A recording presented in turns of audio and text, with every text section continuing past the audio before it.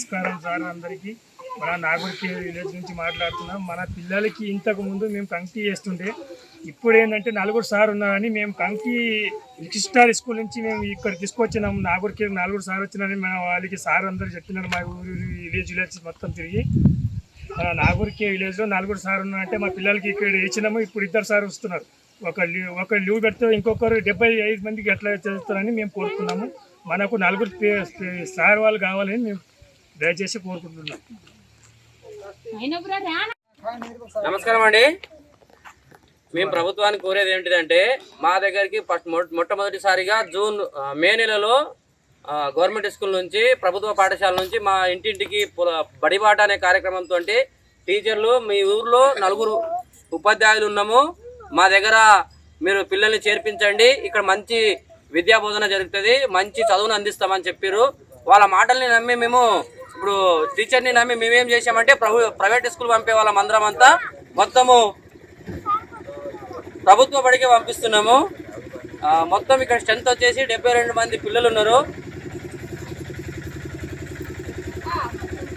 72 మంది పిల్లలు ఉన్నారు. ఈ 72 మందికి కనీసం 4 ఉపాధ్యాయులు ఉండాలి, కానీ 4 లేకపోయినా 3 ఉండాలి, కానీ 2 ఉన్నారు.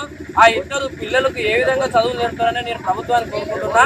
ఇంకోటి ఏంటిదంటే మండల విద్యాధికారికి మరియు కలెక్టర్ దాకా కూడా నేను చెప్పేది ఏంటిదంటే మా బడికి మా ప్రభుత్వ పాఠశాలకి నాగుర్కే గ్రామానికి మాత్రం ఒక్కరు లేకపోతే 2 ఉపాధ్యాయులు పంపిస్తారని మేము కోరుకుంటున్నాం. ఎందుకంటే రిక్వెస్ట్ చేయడం ఏంటిదంటే మేము ఇప్పుడు ఎక్కడికైనా పిల్లలకు చేర్పించాలంటే మా వల్ల కాదు. ముఖ్య ఉద్దేశం ఏంటంటే ఇప్పుడు ఆగస్టు నెలలో ఎక్కడ చేర్పించాలన్నా పిల్లల చదువులు అక్కడికే ఆగిపోతాయి. కాబట్టి ప్రభుత్వాన్ని కోరేది ఏంటంటే మళ్ళీ ఒక ఉపాధ్యాయుని ఇక్కడ పంపిస్తారని మేము మనస్ఫూర్తిగా వేడుకుంటున్నాం.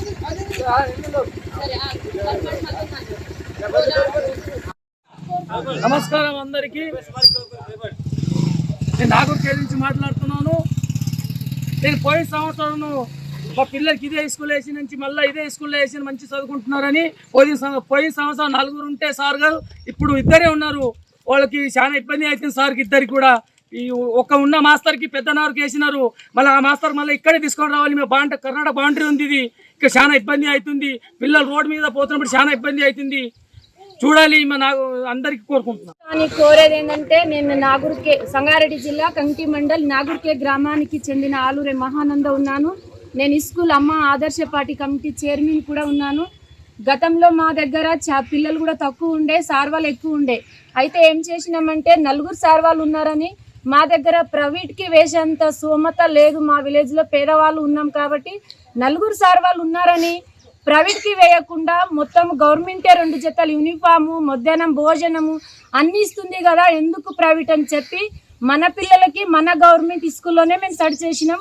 గతంలో 4 సార్ వాళ్ళు ఉన్నారని వేస్తే ఇప్పుడు మొత్తం 75 మంది పిల్లలు ఉన్నారు. కానీ మా దగ్గర సార్ వాళ్ళు 2 అయ్యారు.